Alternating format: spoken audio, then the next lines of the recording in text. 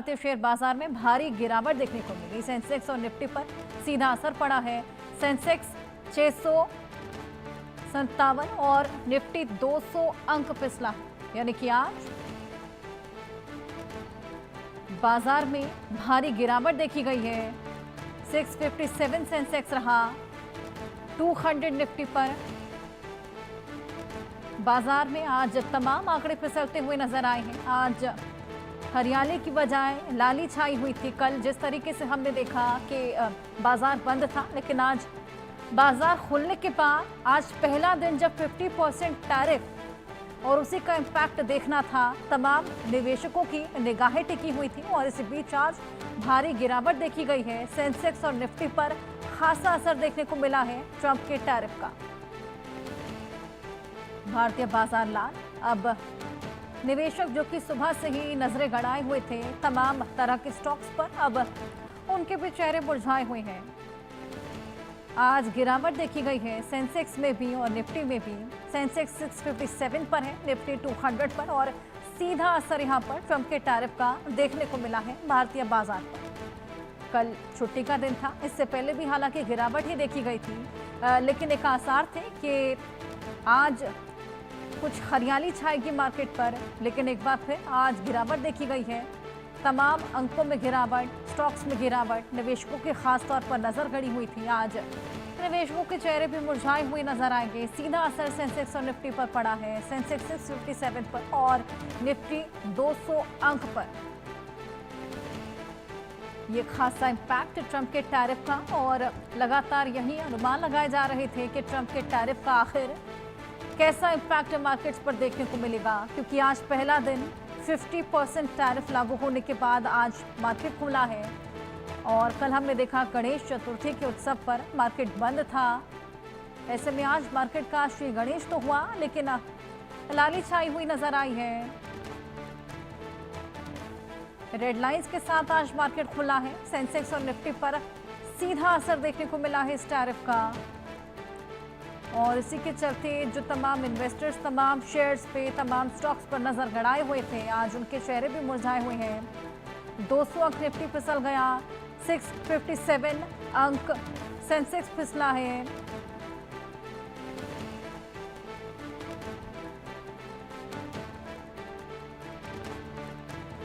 तो शेयर बाजार पर ये खासा इम्पैक्ट टैरिफ का, 50% टैरिफ, इससे पहले जो 25% टैरिफ लागू हुआ था, और 25% अब जब एड ऑन हुआ है, जिसको मिला के 50% ये टैरिफ हो चला। आज इसका पहला दिन है और पहले ही दिन आप देखिए कितना भीषण इम्पैक्ट देखने को मिल रहा है। सेंसेक्स और निफ्टी पर खासा असर यहाँ पर पड़ा है, और एक तरीके से नेगेटिव इम्पैक्ट इसको कहा जा सकता है। सुबह से निवेशकों की निगाहें टिकी हुई थी इस इम्पैक्ट को लेकर तमाम स्टॉक्स पर, और इसी बीच 657 अंक सेंसेक्स और निफ्टी 200 अंक फिसलता हुआ नजर आया है। चलिए इसको लेकर और बात करेंगे। हमारे साथ अर्थशास्त्री आकाश जिंदल जी जुड़ गए हैं। बहुत स्वागत है सर आपका। सर, जिस बात का डर था आज वही मार्केट्स में देखने को मिला। 50% टैरिफ और उसका इम्पैक्ट कहीं ना कहीं नेगेटिव नजर आया है। अभी तक हम लोग बात करते थे हरियाली छाई हुई है मार्केट में, लेकिन आज कहीं ना कहीं रेड ये पूरा मार्केट नजर आया।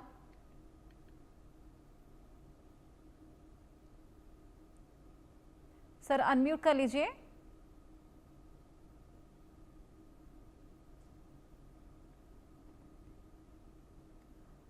सर आपकी आवाज नहीं आ पा रही है।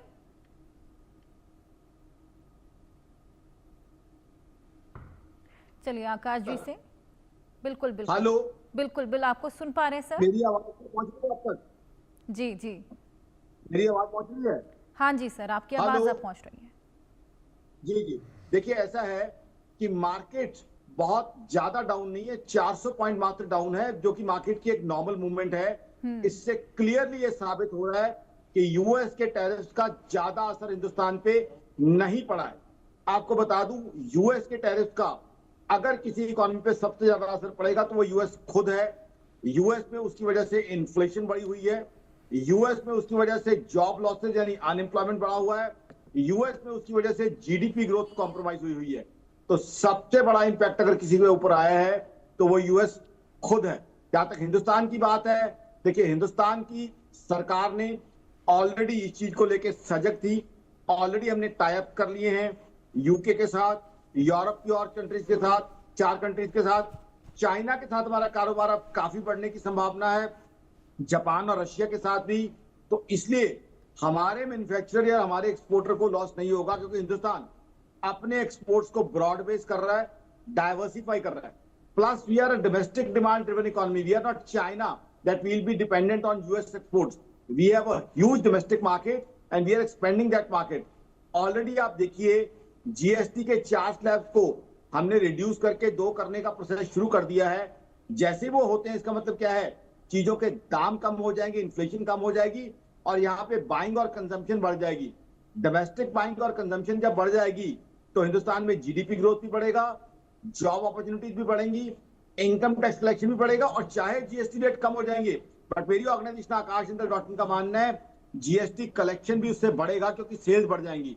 तो इसलिए यूएस खुद इन टैरिफ्स की वजह से ज्यादा इंपैक्ट हो रहा है। मेरा ये मानना है, मेरी organisation Aakash Indal dot in का क्लियरली मानना है कि ये टैरिफ्स मेंटेनेबल और सस्टेनेबल नहीं है, क्योंकि यूएस की इकोनॉमी जो अभी क्लियरली स्लो डाउन का शिकार है, वो और ज्यादा तकलीफ में इन टैरिफ्स की वजह से पहुंचने वाली है, ऐसा मेरा मानना है। ऑलरेडी आप देखिए data, Russia Ukraine war start होने के बाद यूएस की जीडीपी ग्रोथ 2 क्वार्टर्स लगातार नेगेटिव रही है, और उसके बाद यूएस में एक कॉन्सेप्ट है डेट सीलिंग, कितना कर्जा वहां की सरकार ले सकती है।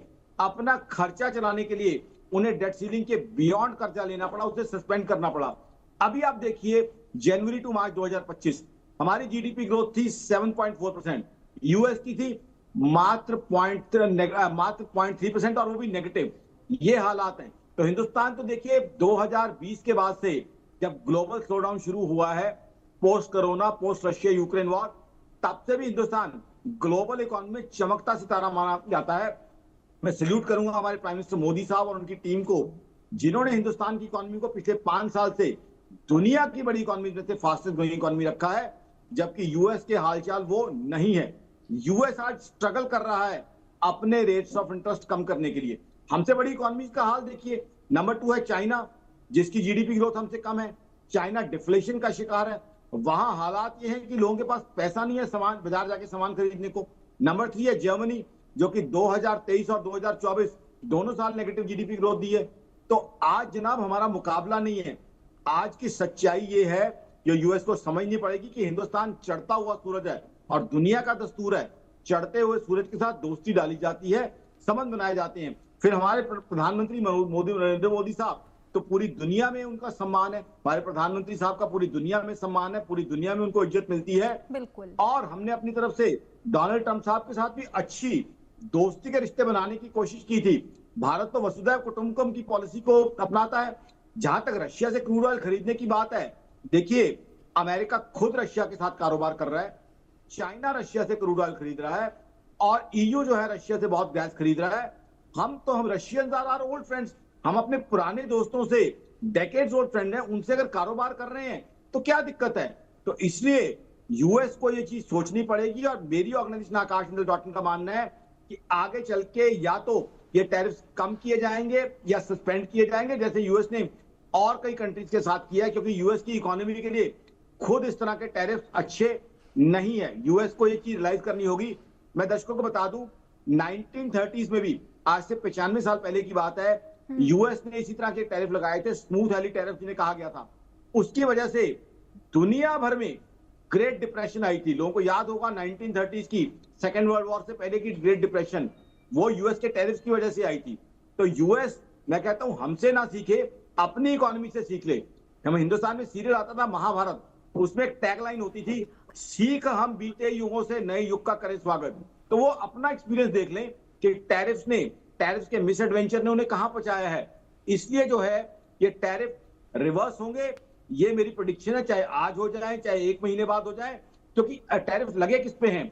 दर्शकों को ये क्लैरिफाई कर दूं, कई लोगों को ये गलत फहमी है कि हिंदुस्तान पे टैक्स लगाया। जी नहीं, यूएस ने अपने इंपोर्टर पे टैक्स लगाया है। यानी आम देसी भाषा में कहेंगे, यूएस का नागरिक अगर $10 में उसे चीज मिल रही थी, अब टैरिफ के बाद उसे वही चीज $15 में मिलेगी। तो वो दिक्कत किसके लिए हुई? यूएस के अपने कंज्यूमर के लिए, यूएस के अपने सिटीजन के लिए। देखिए हिंदुस्तान से वो जो चीज इंपोर्ट कर रहे थे, कोई भी किसी से व्यापार करता है तो किसी पे एहसान तो करता नहीं है। हमसे वो इसलिए मंगा रहे थे क्योंकि वहां चीज उनको रिक्वायर्ड थी, अच्छी लगती थी। अब रातों रात तो यूएस में वो फैक्ट्री लगने से रही कि वो चीज मैन्युफैक्चर हो जाएगी, तो इसका मतलब आज भी वो परचेज करेंगे, कितने परचेज करेंगे, $15 पे। तो नुकसान किसका होगा? यूएस की इकोनॉमी का होगा। यूएस की जो इंडस्ट्री थी वो हिंदुस्तान का जो है कई प्रोडक्ट्स मंगाती थी जो वहां के लिए रॉ मटेरियल थी। रॉ मटेरियल यानी कच्चा माल जब महंगा हो जाएगा तो उनकी इंडस्ट्री प्रोडक्शन भी महंगी हो जाएगी, तो वो भी यूएस के लिए नेगेटिव रहेगा। तो इसलिए यूएस को ये चीज देखनी होगी कि वो किस दिशा में जा रहा है। यूएस में जगह जगह इस चीज को लेकर प्रोटेस्ट हो रहे हैं कि ये टैरिफ की नीति गलत है। यूएस के अपने नागरिकों द्वारा, वहां के इंटेलेक्चुअल द्वारा कई जगह पे प्रोटेस्ट हो रहे हैं। तो कहीं ना कहीं इन चीज को रीथिंक करना पड़ेगा, इसको रीएनालाइज करना पड़ेगा यूएस को।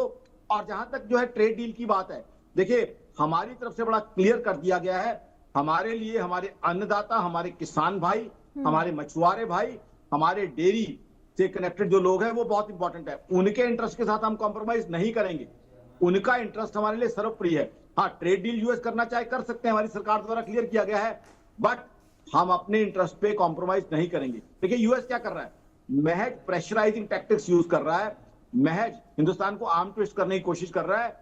बट आज ये नया भारत है, आज ये भारत ऐसा है जिसमें राष्ट्रभक्तों की सरकार है।